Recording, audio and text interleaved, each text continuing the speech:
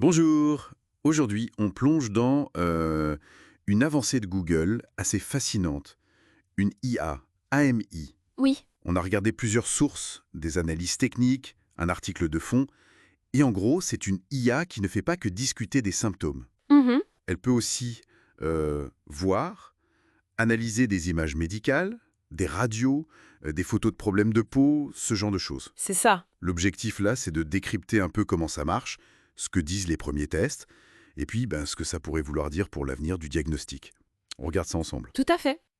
L'idée clé, je pense, c'est que la médecine, c'est intrinsèquement visuel. C'est beaucoup basé sur l'image. Oui.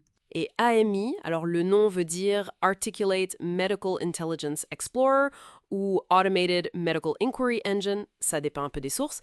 Elle essaie justement de faire le lien entre les chatbots médicaux classiques, qui sont juste textuels, et cette réalité visuelle du diagnostic. D'accord. Et comment elle a appris à voir, justement, à intégrer ce visuel?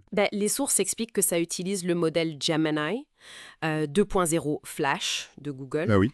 et un concept qu'ils appellent raisonnement conscient de l'état. En gros, l'IA, elle garde le fil de la conversation. Un peu comme un médecin qui prendrait des notes, quoi. Voilà, exactement. Et elle peut, de manière proactive, demander une info visuelle Genre, montrez-moi une photo de cette éruption, ou... ou partager l'image de l'ECG, oui, si elle juge que c'est nécessaire pour avancer dans le diagnostic. Puis elle analyse cette image. Mhm. Ce qui est intéressant aussi, c'est comment ils l'ont entraîné et testé. Oui. Avant toute interaction humaine, AMI a tourné sur des tas de simulations. D'accord. Des simulations médicales réalistes, basées sur des données médicales anonymisées. Ils citent des bases comme PTB-XL pour les électrocardiogrammes ou SEN pour la dermato. Ok. Et il y a même eu une méthode d'auto-jeu, c'est-à-dire que l'IA, elle jouait les deux rôles. Le patient et le médecin. C'est ça, pour apprendre plus vite, pour explorer différents scénarios. Malin. Et après ces simulations, le test, Alors, l'évaluation crucielle, ça a été une simulation d'ECOS. ECOS. Examen clinique objectif structuré. C'est ce que passent les étudiants en médecine pour valider leurs compétences cliniques. Ah, d'accord. Donc là, des acteurs jouaient les patients, ils interagissaient par écrit en partageant aussi des images quand c'était pertinent, Mhm. soit avec amis, soit avec de vrais médecins généralistes. Et tout ça en double aveugle. Ni les acteurs ni les évaluateurs ne savaient s'ils interagissaient avec l'IA ou un humain. D'accord. Et les résultats alors? C'est là que ça devient assez frappant.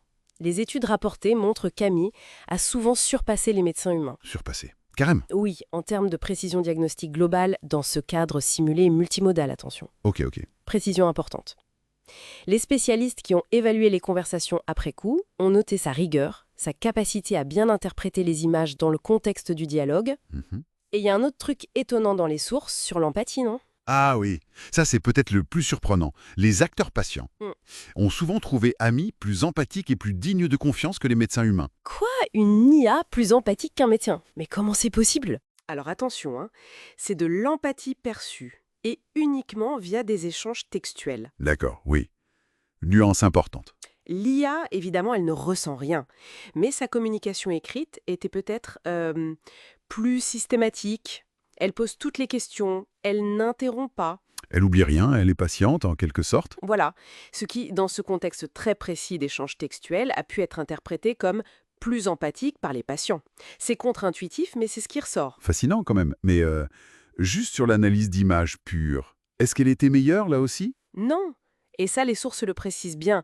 Sur l'interprétation spécifique des images, il n'y avait pas de différence significative dans le taux d'erreur entre l'IA et les médecins. Ah d'accord. La supériorité d'Ami venait vraiment du processus global.